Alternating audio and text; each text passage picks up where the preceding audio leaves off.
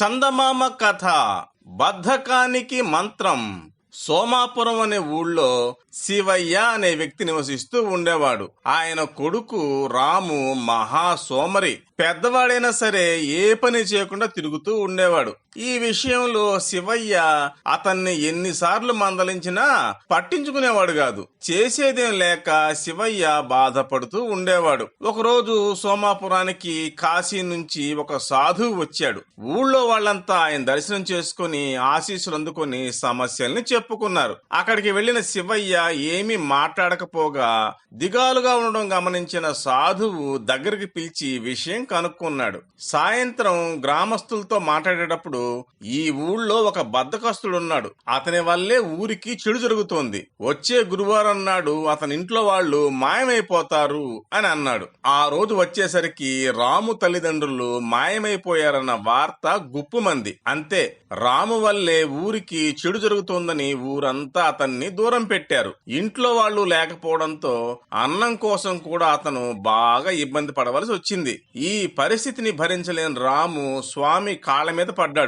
ఎక్కడికి వెళ్లినా అందరూ తనని అసహించుకుంటున్నారని భోరుమన్నాడు. అప్పుడు ఆ సాధువు, నువ్వు నీ తల్లిదండ్రులను చూసుకోవలసిన వయసులో ఏ పని చేయకుండా ఊరకే తిని తిరుగుతూ కాలం గడుపుతున్నావు. నీ బాధ్యతల్ని నిర్వర్తించకుండా ఉండడం నేరమే కదా అని అన్నాడు.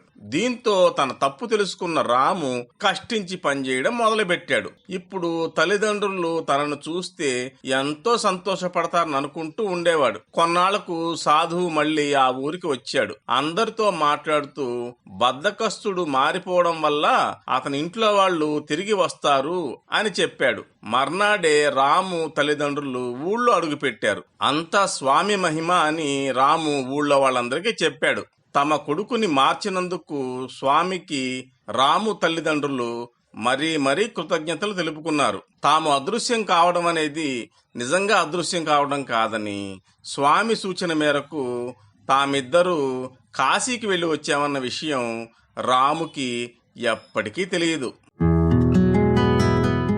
చందమామ కథ. కన్న కడుపు. ఒక ఊళ్ళో గవరయ్య అనే ఒక రైతు ఉండేవాడు. అతని భార్య పేరు గవరమ్మ.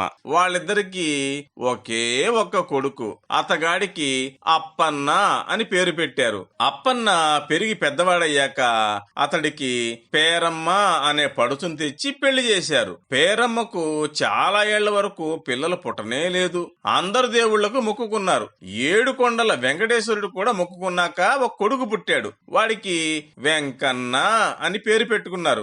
వెంకన్న పుట్టినప్పటి నుంచి అప్పన్న మురిసిపోతూ ఉన్నాడు. తాను కూడా ఒక కొడుక్కి తండ్రి అయ్యాడు గనక తనకు అప్పటి నుంచి ఏదో పెద్దరికం వచ్చినట్టు అనిపించింది. అంతకు ముందు తనకు గవరయ్య ఏ పని చెప్పినా ఎందుకొచ్చిన కర్మరా అన్నట్టుగా చేసేవాడు. ఇప్పుడు తండ్రి చెప్పకుండానే ఇంటి పని పొలం పని కూడా తనంతట తానే ఆరంభించి చేసేస్తున్నాడు. గవరయ్య ఇల్లు పెంకుటిల్లు. పెంకు తిరగేసి చాలా కాలం కావడాన ఇల్లు కురుస్తోంది. గవరయ్య కూలివాళ్ల చేత ఆ పని చేయిద్దాం అనుకున్నాడు. కాని అప్పన్న, ఇంటి కప్పు తిరగడానికి మన ఇద్దరం చాలమా? కూలివాళ్లెందుకు డబ్బు దండగా? ఆ డబ్బుతో మన చిట్టి తండ్రికి రకరకాల బొమ్మలు కొనవచ్చు అన్నాడు. గవరయ్య సరేనని కూలివాళ్లను పెట్టడం మానేశాడు. కూలివాళ్లతో అయితే పని 8 గంటలకు ఆరంభమవదు. అప్పన్న ఉదయం లేస్తూనే ఇల్లెక్కి కూర్చున్నాడు. పాత పెంకు ముక్కలన్నీ కిందకు తోసేసి కొత్త పెంకు అందించండి అన్నాడు. గవరయ్య, గవరమ్మ, పేరమ్మ కూడా సాయం చేశారు. 10 గంటలయ్యేటప్పటికల్లా కప్పు మీదకు పెంకు ఎక్కించడం అయిపోయింది. గవరయ్య ఆయాసం తెచ్చుకోవడానికి ఒక చోట కూర్చున్నాడు. గవరమ్మ గంజి కాచడానికి వెళ్ళింది. చిట్టి వెంకన్న ఏడుస్తుంటే కప్పు మీద ఉన్న అప్పన్న, పిల్లాడు ఏడుస్తున్నాడు తీయవే అని కేకవేసి పేరమ్మను పంపేసి తానొక్కడు పెంకు పేరుస్తున్నాడు. 11 గంటలయింది. చద్దికూడు తినకుండా ఇల్లెక్కావు, కాసిన్ని మెతుకులు తిందుగా దిగు అంది గవరమ్మ. కాని అప్పన్న కిందకి దిగలేదు. ఈ కాసింత మేర కప్పిన తర్వాత దిగుతాన్లే అన్నాడు. 12 కొట్టింది. సూర్యుడు నడినెత్తి మీదకి వచ్చాడు. అది మండు వేసవి కాలం. గవరయ్య తిండి తినొచ్చి దిగిరారా నాయన, చల్లబడ్డావు చూసుకుందాం అన్నాడు. అప్పన్న, ఈ కాస్త మేరకి మళ్ళీ ఎక్కడనా పూర్తి చేసి దిగుతా అన్నాడు. ఆ మిట్ట మధ్యాహ్నపు ఎండల్లో లోపల కడుపు పైన నెత్తి అలా మలమలా మాడిపోతూ ఉంటే తన కన్న కొడుకు అలా ఇంటి మీద మీద కూర్చోవడం గవరయ్యకి బాధ కలిగించింది. దిగరా బాబు అని అనేక విధాల బతిమాలాడు, కోపడ్డాడు కూడా. అయితేనే అప్పన్న మాత్రం కిందకి దిగలేదు. తండ్రి పదే పదే చెప్పడం చూసి కుర్రకొంకో చెప్పినట్టు చెబుతావేంటి, పోయి పడుకో అని చిరాకు పడ్డాడు. గవరయ్యకి మనసెలా ఊపుతుంది, కునికెలా పడుతుంది.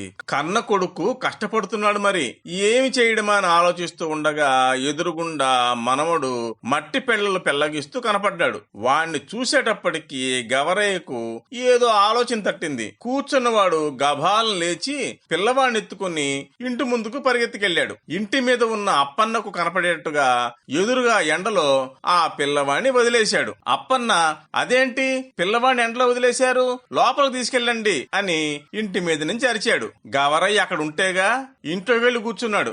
ఏమిటర్రా వినపట్టలేదా, పిల్లవాడిని అట్ట నీడకు తీసుకెళ్ళండి అని మళ్లీ అరిచాడు అప్పన్న. చిట్టి వెంకన్న ఎండకు తాళలేక ఏడవటం మొదలు పెట్టాడు కూడా.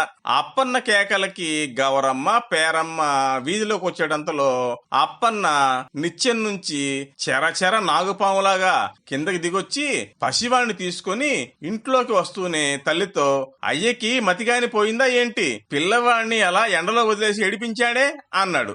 ఎండలో ఉంటే ఏమవుతుంది అన్నాడు గవరయ్య. ప్రాణం సొమ్మసిల్లిపోదు అన్నాడు అప్పన్న మండిపడుతూ. నీకు ఇప్పుడు ఎలా అనిపిస్తుందో, నువ్వు ఇంటి మీద ఎండలో కూర్చున్నంత సేపు నువ్వెక్కడ శోషొచ్చి పడిపోతావని నాకు అనిపించింది. అయితే నువ్వు ఎంత బతిమలాడినా కిందకి దిగావా, నా బాధ నీకు తెలిసొచ్చిందా? నీ కొడుకు ఎండలో ఉండేసరికి నీకు బాధ తెలిసొచ్చి దిగావు. ఎవరి కన్న కడుపు బాధ వాళ్ళగాని తెలియదు అన్నాడు గవరయ్య. ఆ మాటలు విన్న అప్పన్నకి తన మీద తన తండ్రికున్న ఆపేక్ష అర్థమైంది. తనని ఇంటి మీద నుంచి దిగు దిగు అని అతడెందుకు పోరు పెట్టాడో అప్పటికి గాని తెలిసి రాలేదు.